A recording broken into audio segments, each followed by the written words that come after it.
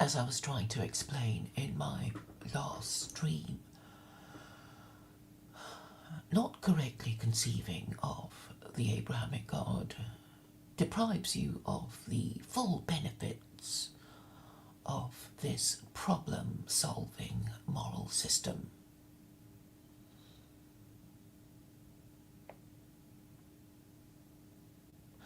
The full benefits can only be enjoyed when you use all its values and all its rules. So no cherry picking, you have to obey all the commandments of Allah. And what is interesting about the Quran is that classical Arabic is a sophisticated religion where there are tenses. I believe there are tenses. So it's like, well, I was told by an Iranian that it's like Latin but in a different language. But I suppose you could say that Greek is like Latin but in a different language with all its grammatical complexity and its declensions and its conjugations. And I believe that classical Arabic has such a grammatical system. But the beauty of having such a grammatical system is that you can easily distinguish between a question, a statement, a command, and you know, all these grammatical concepts. And so you combine all of these ideas, the rules or principles, the apparent beliefs of Allah, and the stories whose moral intent we are supposed to interpret, and form a legal system, a legal, moral and political system based on that. And I'm saying we don't have to follow what normative Muslims already do, and the reason for this is that it hasn't protected them, because if they were interpreting it correctly, then they would be the ones with the global empires, but obviously they weren't, and therefore their interpretation can be dismissed. They're not doing it right, we can do it better, I can explain where they went wrong and why we shouldn't repeat their mistakes. And they're going to jump up and down and say, I'm not even Muslim, I can't read Arabic, and who am I to do all this? But at the end of the day, all I have to do is sell my idea to the Western political establishment, and if they accept it, then we don't. The input of Muslims is not required. Obviously, Western governments will be polite, they will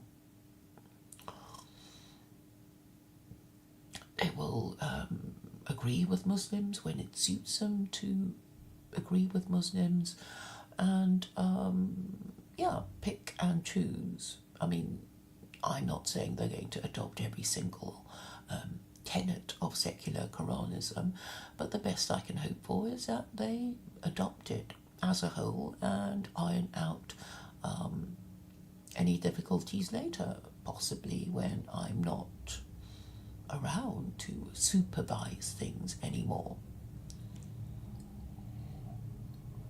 So the important thing is to get the idea as a whole promoted, and the idea is very easy to say, and it is Sharia for non-Muslims. 3 words, so most people should be able to remember that, and then answer questions when people query the concept. And if they can't answer it themselves, they can send them to me. As for the belief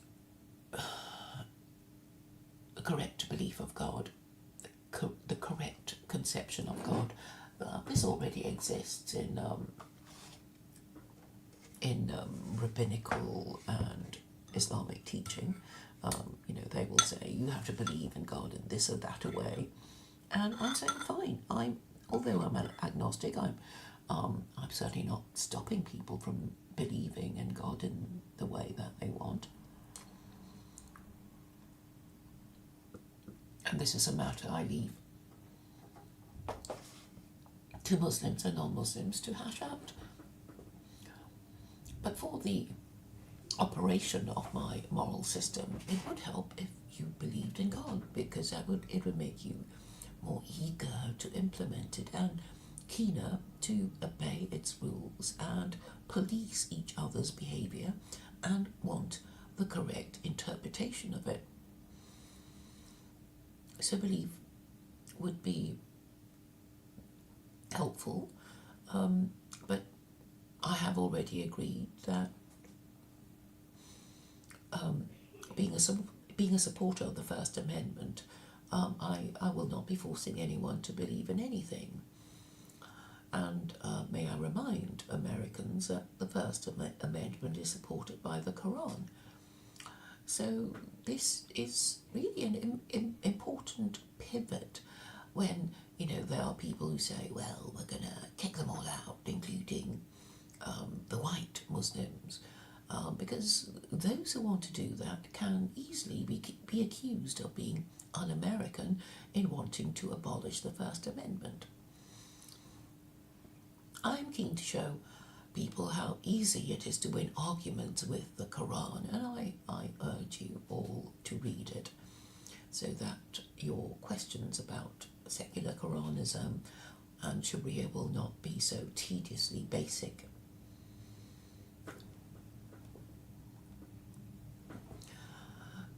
So as I was saying, if you believed in God, you would be prepared to take a few risks in order to speak the truth as you see it and exercise logic as you see it and follow the principles of your moral system as you see it. At least that would be better than making up the rules as we go along and then blaming the Jews when things go wrong.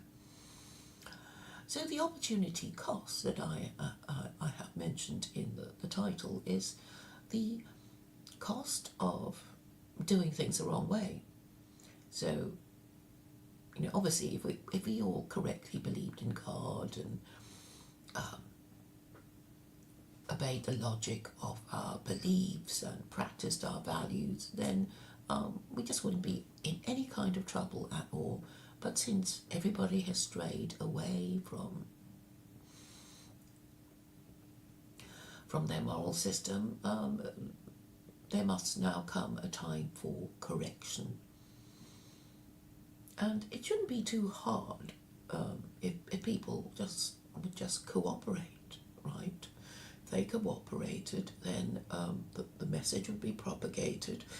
People wouldn't pretend not to know what the hell I'm on about and give irrational and irrelevant reasons for not adopting the best available guide to humanity. And they're being irrational because when they say, we'd rather die, anything but, it means they haven't got a better idea. So their opinion can be safely dismissed. And this is almost everyone I've spoken to, because, as you know, there are no secular Quranists, and people who have come close to secular Quranism, as Carol has, can't stay the whole course, because I know she has many inhibitions about supporting the hudud punishments, and she is fundamentally a pessimist, and she can only think in terms of what might work within her lifetime. And I've just been explaining to her, look, if you're afraid to even say anything, then nothing's going to happen. You have to take a position which will attract the attention of people. And I'm sorry if they're going to be your, shocked and horrified friendship and family circle. Well, if they don't like it, they can question you and challenge you, and you should subject your own beliefs to the scrutiny of people who don't agree with you. Surely that's the least you can do. At least respect your beliefs enough to subject them to some kind of trial or test drive. If you don't allow people to question your beliefs, then you're treating your beliefs like they were some kind of defective infant to be protected from the curious gaze of the world. And I'm saying, no, it can't be like that, because religion is for public consumption. It's for public consumption because you want people to know what the official moral system is and what the rules are and what the values are, and what the story is. So I'm afraid you can't just say my beliefs are a matter for myself. If you ever complain about your government, then you will have to subject your political views to scrutiny. There's no escaping that, and if you can't take it, obviously you're not suitable for political activism, and you should retire. But people like Carol, they go on and then they retire and then they delete their tweets and then I guess they start again. But anyway, I haven't done any of that. I am the keep on trucking school of political activists.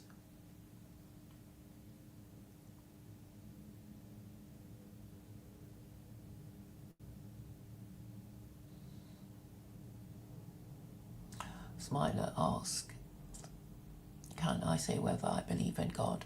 Well, that's what I don't want to say. Under secular Quranism, belief in God is optional. Some people say I'm atheist, some people say I'm Muslim. It doesn't matter. What matters is that I believe in secular Quranism, right? That's the most important thing. I believe in it. I base secular Quranism on the Quran, which I believe is the best available guide to humanity, and nobody can challenge me on that because they can't think of a better guide to humanity than the Quran. So I win. Even great Muslim scholars say it can't and won't work. Which Muslim scholar says what can't work?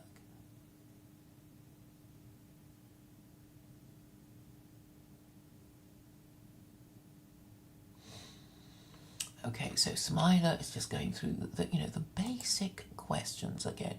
46.2% Christians in the UK, only 6.2% Muslims. So I force a religion on a non-Muslim country. Are you sure that these people claiming to be Christian even believe in God? Have you not heard the expression cultural Christian? Do you know what it means? Cultural Christian means somebody who feels comfortable in a church, feels most comfortable in a church because that's all he ever knew. He wouldn't feel comfortable in a mosque because his parents never went to mosques. He wouldn't feel comfortable in a Buddhist temple because, no one he knows is a Buddhist. You know, that sort of idea. But, he has an idea that people get married in churches and have funerals in churches, and maybe he might have gone to a few church services in his life, even though he didn't really believe it when his parents dragged him along to church on Sunday sometimes. So there we go. That's the cultural Christian. That doesn't mean he believes in God. Why is belief crucial? Because in order to make any sacrifice for your principles, you have to believe. Because if you don't believe in the thing, then you're not going to make any sacrifices for the thing you don't believe in. I mean, you're not going to defend a lie that has no use for you, will you? Would you? So those of us who believe in defending principles and the truth, they would probably contradict somebody whom they know to be telling a lie, or is saying something illogical, or proposing to do something immoral. And obviously it helps if you believe that you will be rewarded for the good things you do and punished for the bad things you do. And if you believe that good will be rewarded and evil punished in this life or the next, then you're more likely to act correctly, and you are less likely to act correctly if you don't think that good will be rewarded and evil punished in this life and the next. It's very simple.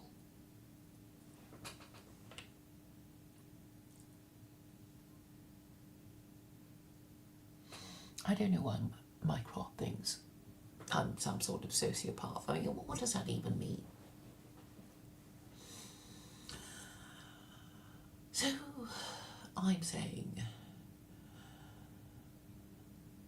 if you have something that you don't quite understand, say a piece of equipment, then you're not making the best use of it. So, if you're using a table for sitting on, if you're using your car to sit in and not drive around in, you're not making the best use of the thing.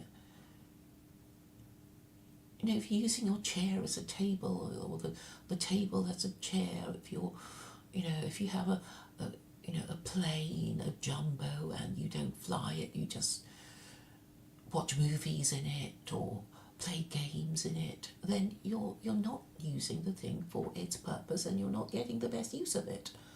So that's all I'm saying. And so many people, they convert to whatever religion they convert to for the wrong reasons. I think they convert in order to marry someone, or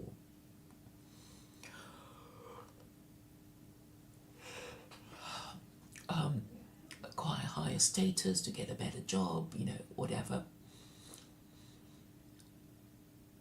But only if everything is in alignment that you get the best use of it. So I'm saying religion is necessary for any group of people who want to remain in existence and apart from others. And what human entity is more desirous of remaining in existence and apart from others than nations? I just assume that people in a nation would want their nation to remain in existence and apart from others. But I was wrong, clearly. They just want to blame other people and show their hatred of the groups that they've always hated. So all I'm saying is that if you want to choose a religion, choose the best available one. What's the problem? It's so obvious. So if you're shopping for a religion, you'd want to worship the most powerful God. And if that most powerful being conceivable has made more than one revelation, then choose the one that is most suitable for you.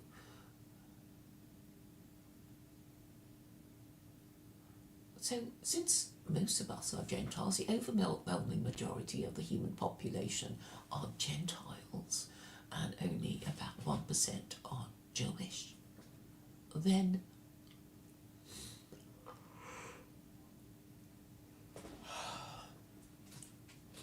choose the one that is most suitable for you.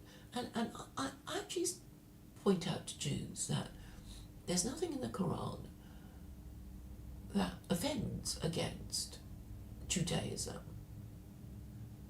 And I've also pointed out to Jews that even if they all converted to Islam, they would still be doing their job of being light unto nations. Because just imagine for a moment that they all thought, well, Claire's right, we'll convert to Islam. And that's what they do. And there are no more Jews. But people would still ask, like, well, what happened to those Jews then? And then the answer is, oh, they all converted to Islam. And then, then people would think, wow, so maybe we better convert to Islam too. So even if they all converted to Islam, it'd still be okay. And why might they want to convert to Islam? To avoid the horrible punishments that await them, because if they stay Jewish, then for all the punishments, the 36 capital punishments that they committed while alive, that they weren't punished for in this life, they would get it in the neck in the afterlife. And they consist of burning, beheading, stoning and strangulation. So not a pleasant prospect. So earlier I was talking to Vincent, who was saying, but what, that he didn't see very much good being rewarded in this life. And I'm saying, well, you only see the half of it. And that's why it's necessary to believe in the afterlife for the whole idea to work. So if Jews are supposed to think that if they're not punished in this life for the capital crimes that they commit under the Torah, then they're up for it in the next. I mean, obviously a lot of them don't even believe in that anymore, but, if you really believe in, the whole idea of God, then you have to take the whole thing literally. And, it's obviously implied that Jews who are not punished in this life for the 36 capital offences will be punished in the next. And there is no evidence at all in their scripture. It doesn't count in the Talmud. If God never said, don't worry, Jews, I was only kidding about the 36 capital offences, don't worry your pretty heads about it. Well, he didn't say that, did he? So what he's supposed to have done is reveal the Quran and said, here you go, Jews, this one is for you too, and if you're being sensible and you convert to Islam, then you will escape the 36 capital offences of the Torah.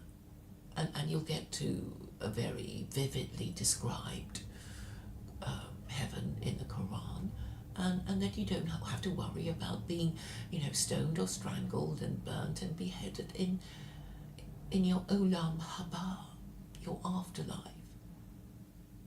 So this is what I would put to Jews, and obviously they're not having any of it, and they run screaming out of the room before I get the chance to put it to them.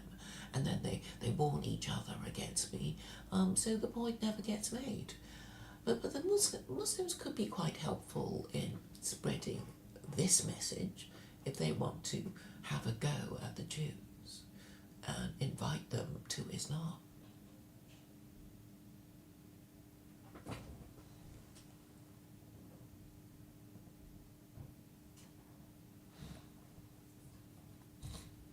Right, now for the chat.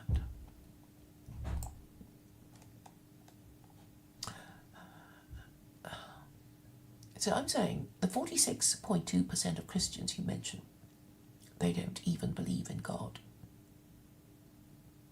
let alone the Trinity. And the Trinity requires Christians to believe that Jesus is not only divine, but the co-equal of God. So that's a very tall order. You're basically asking somebody who cannot even crawl, to to exceed the speed of light. Not going to happen. So I don't think any of the 46% of Christians in the UK even believe in God. But what if they were claiming to be Christian? They would incur 2 death penalties under the 36 capital offences of the Torah, because idolatry and blasphemy are capital offences. And as we all know, Christianity, it is a Christian narrative that Jesus was executed for blasphemy when he said his papa was God.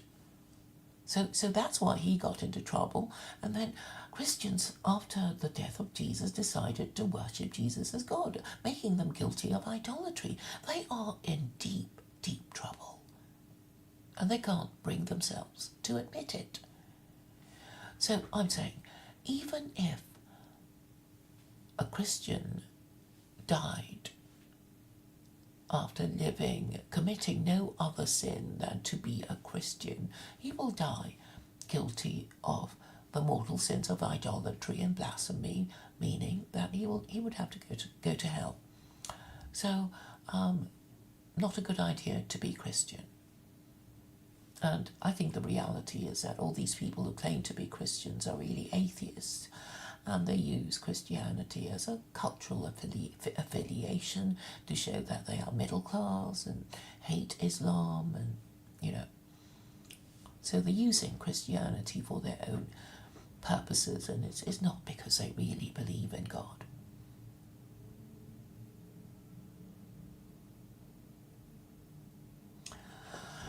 So Mycroft says the Islamic Republic of Earth is a possible outcome. Well, if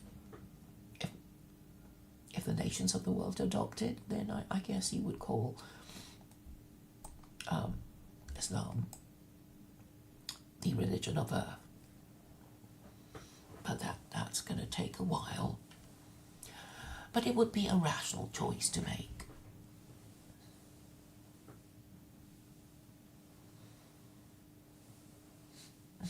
Mycroft wants to make secular Quranism GPT. Well, I'm sure you could.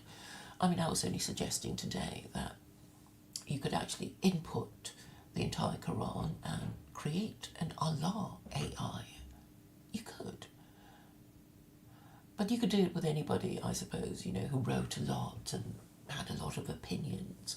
Then you can curate such a personality and make this AI entity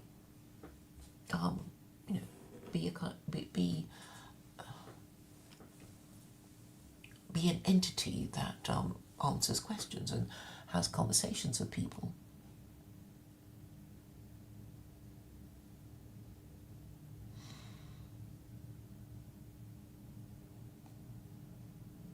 So Salman Yunus, I know he has written something that shows he doesn't want, that he doesn't approve of secular Quranism.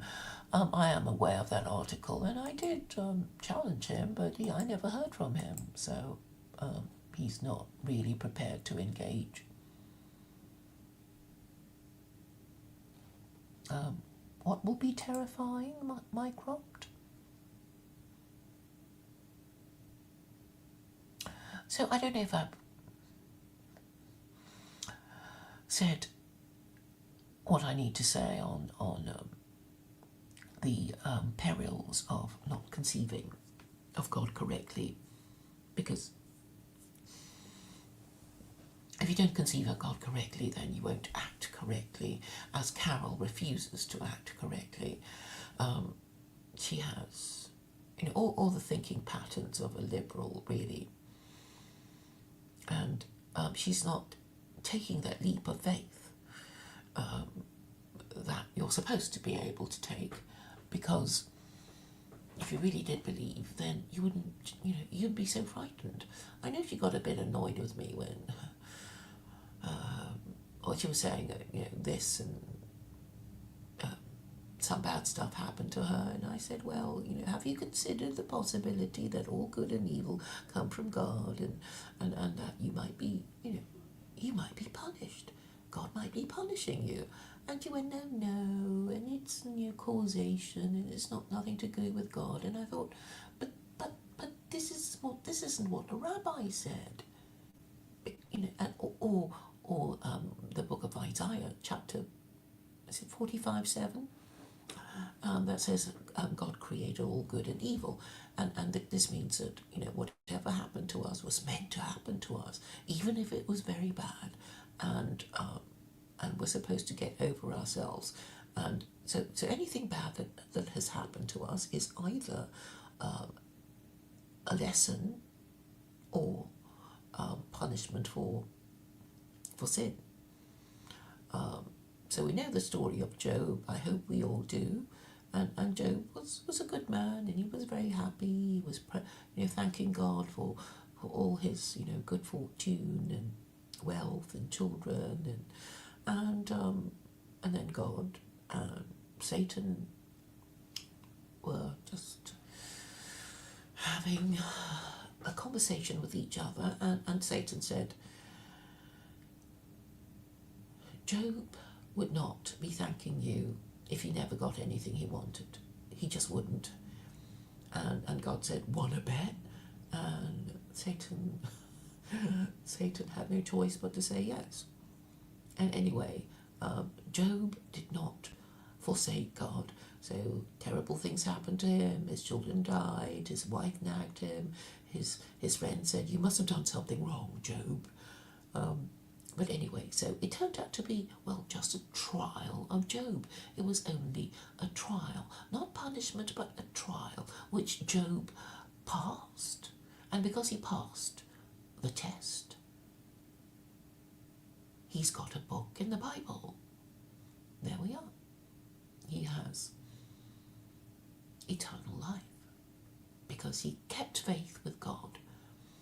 So that is the book of the Old Testament that is often quoted when people are trying to explain theodicy. Theodicy is another word for the problem of evil. Why is it a problem? If we took the whole thing literally and said, well, it does say in Isaiah 45:7 that God created good and evil, and if we accepted that, why would we be having a problem with evil? We would know that this life is an examination hall for us to show God that we know the difference between good and evil in theory and in practice. So back to Carol again. I guess she knows in theory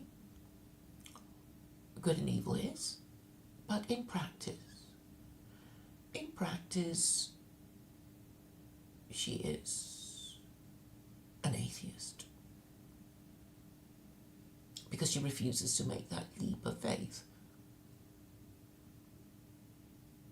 So that is the purpose of believing in the afterlife. I mean, obviously, we can't prove it, and the whole idea of not really knowing if God exists, if there is an afterlife, that is really for us to work out. It might even be said to be the purpose of our lives, to decide one way or another whether God exists, and then what we're going to do about it, how we're going to behave and adjust our behaviour in the light of our position. So I don't know what Mycroft sounds so terrifying, but I think I have finished what I meant to say.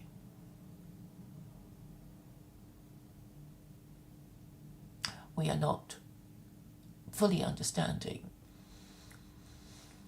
the problem-solving moral system that was created by the Abrahamic God if we do not take that leap of faith. Now, from what I know of Judaism, they're very, very strict about that. So they have this concept of emunah and pitakon. And emunah is the belief, no, not even belief, knowledge that God exists, absolute certainty, absolute knowledge that God exists. And pitakon is faith that he will act for the best possible reasons, and that eventually we will benefit from them, even if we cannot see the purpose behind it, behind some, event. So there we are. Thank you for your attention.